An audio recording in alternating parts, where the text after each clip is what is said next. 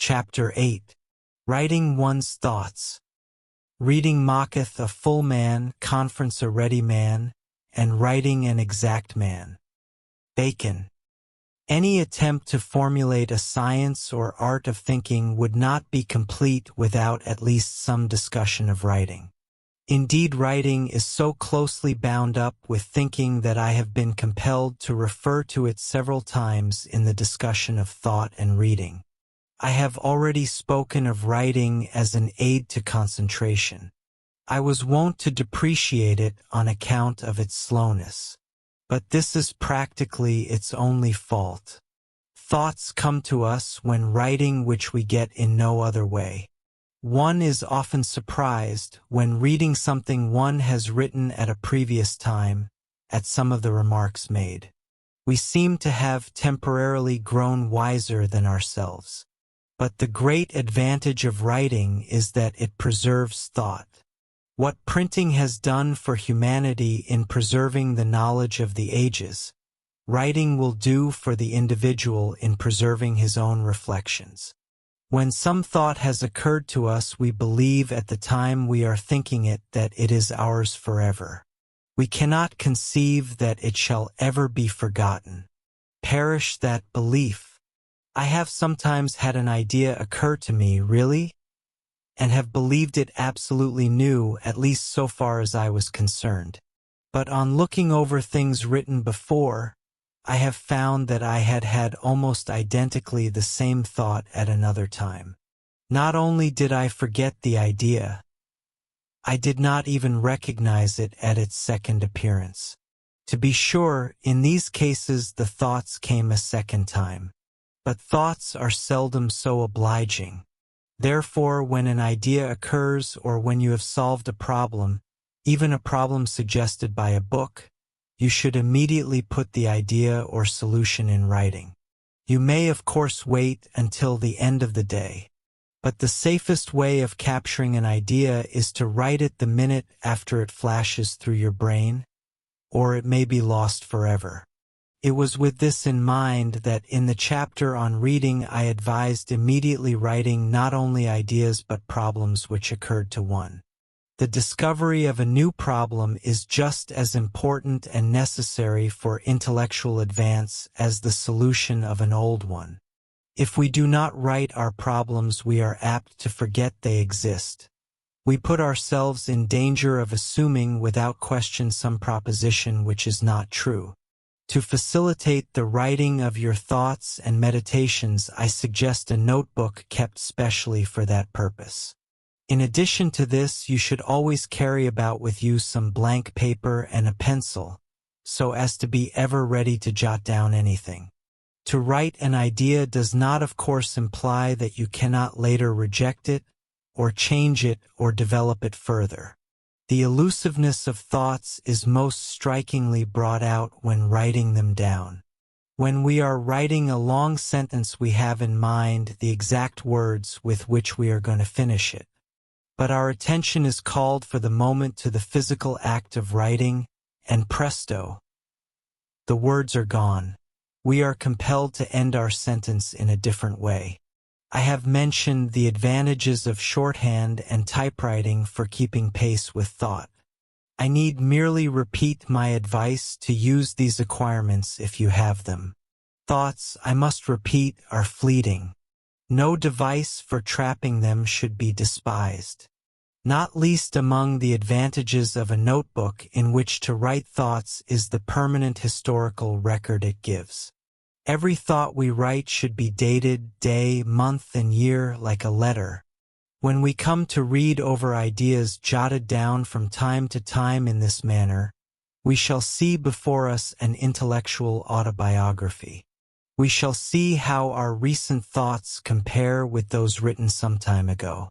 We shall see just what our opinions were at certain times, and how they have changed. And we shall see whether our mental progress has been marked, or whether we have been standing still. It may be considered absurd to suggest that every thought you write in your notebook be put in the best style you can command.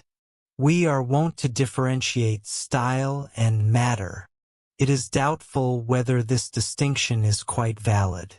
It is doubtful whether we know just what we mean when we make it.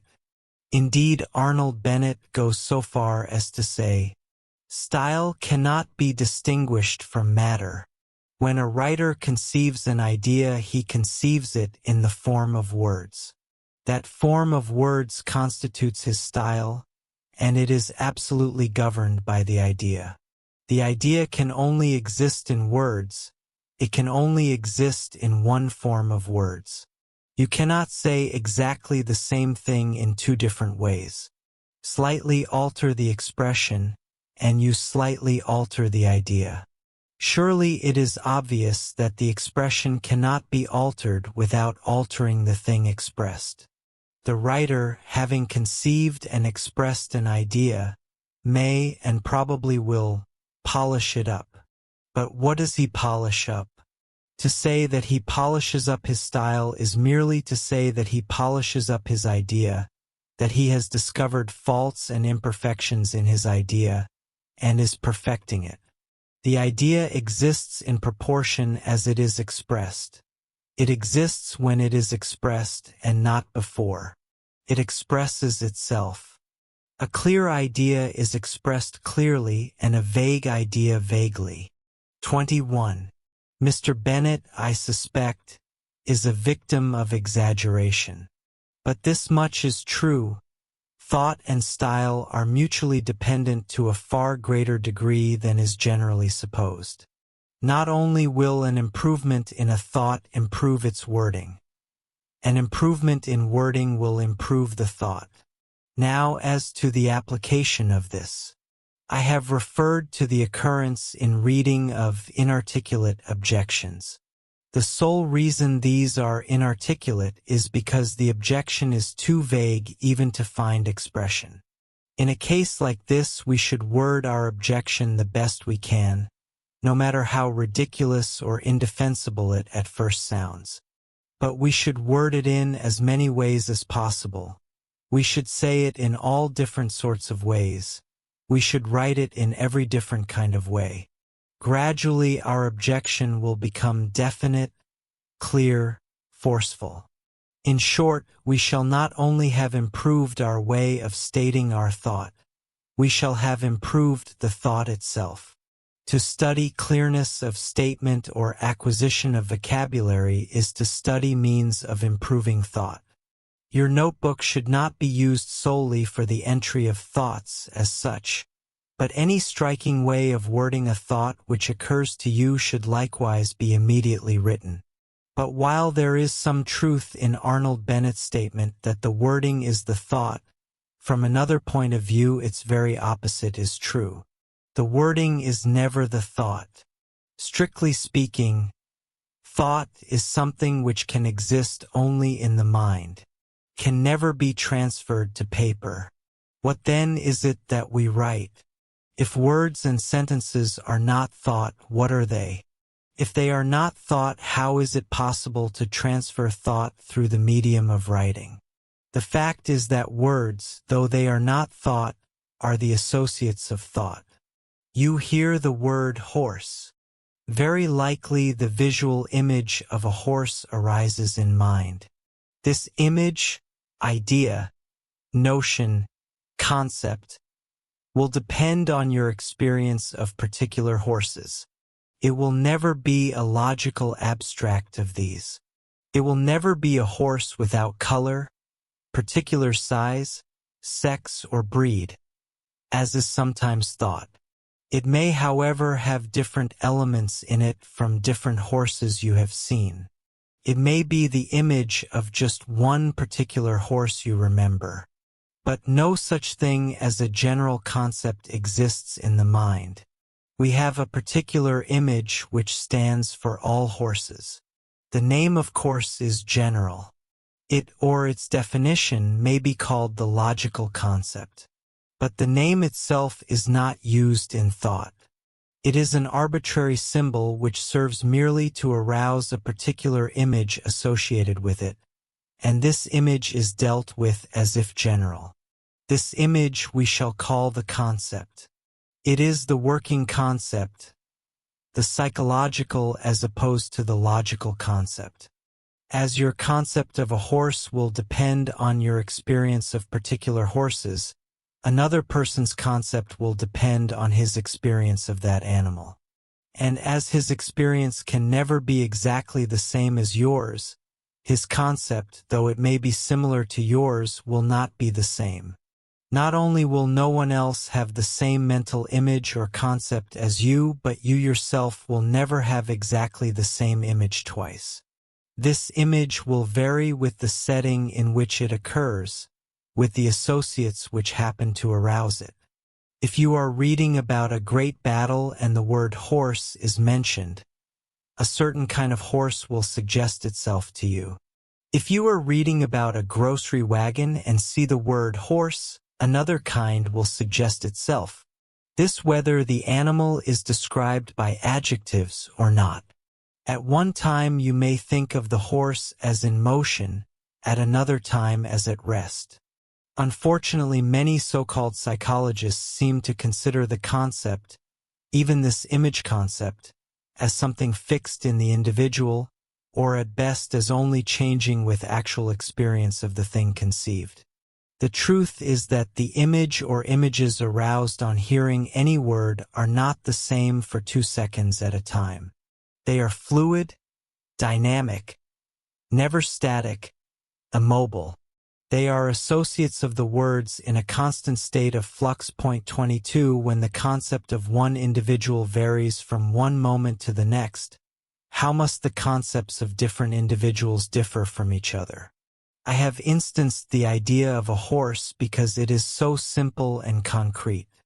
In actual thinking, we never meet with a simple separated concept or with a single word. We deal with at least an entire sentence. This means that our images vary even more widely at different times than was the case in the example. It means that the images of other people are at a correspondingly greater variance from ours. As to the application of all this to writing, we have an idea. Thinking it important, we decide to jot it down. Now we cannot jot down the idea, but only words associated with it. We cannot even write all the words associated with it, for there are too many. So we write a comparative few, and we say we have written the idea.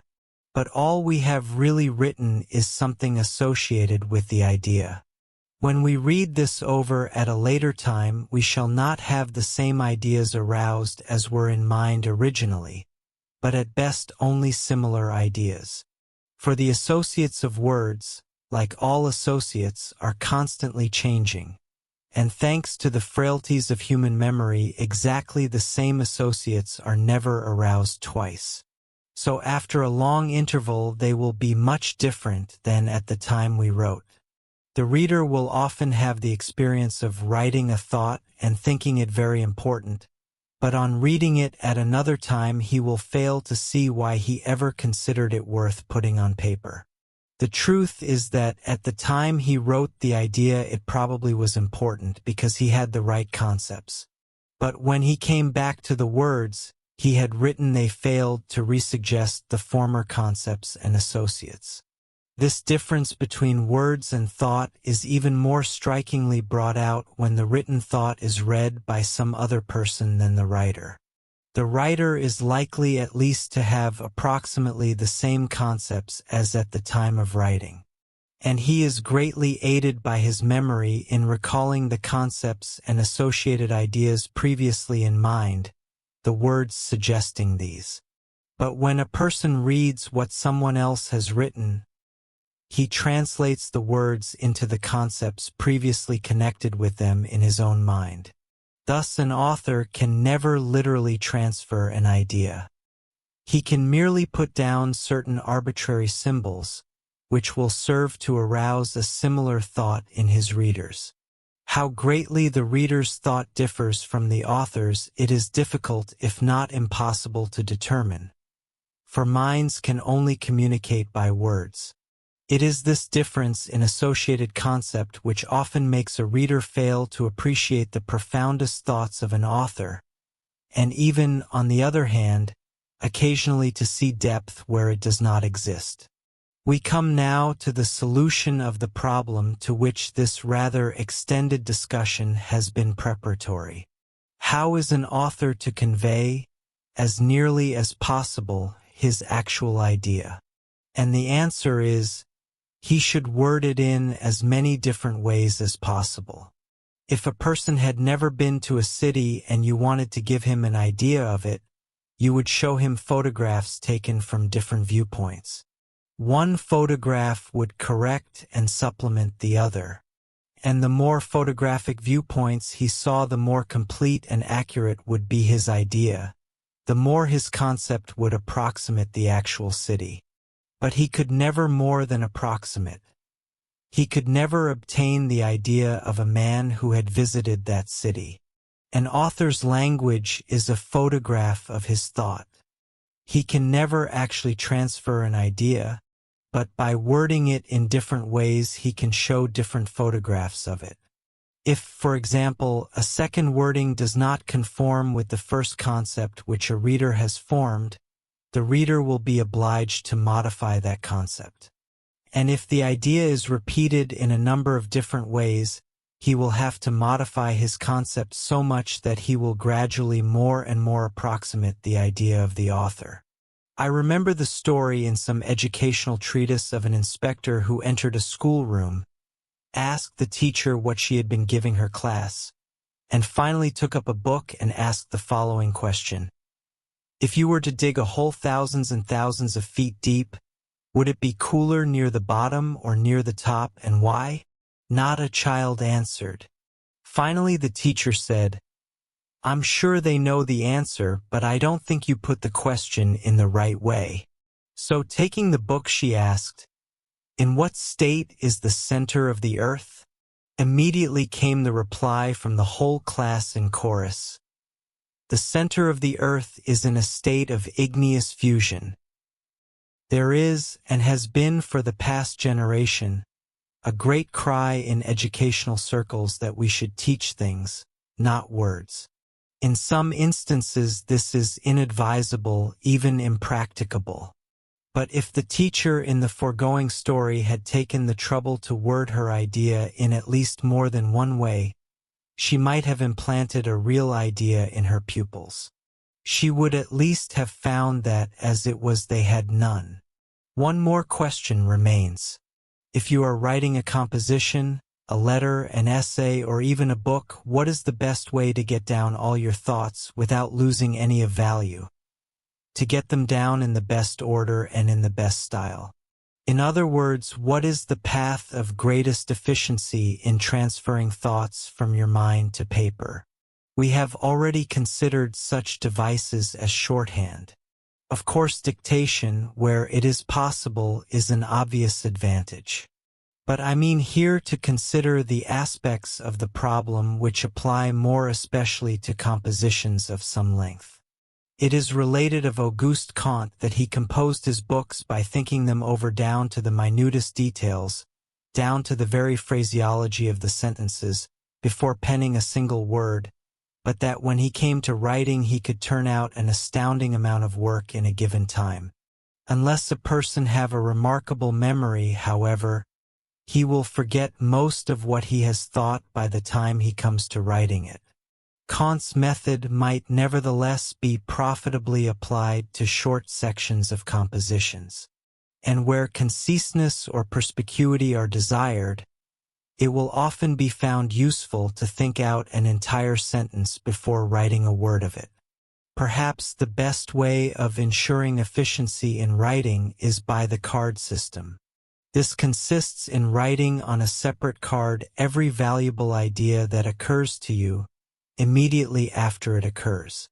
When you finally come to writing, you can arrange these cards in any order desired, throwing out the ideas you no longer consider important, and adding those which are necessary to complete or round out the work.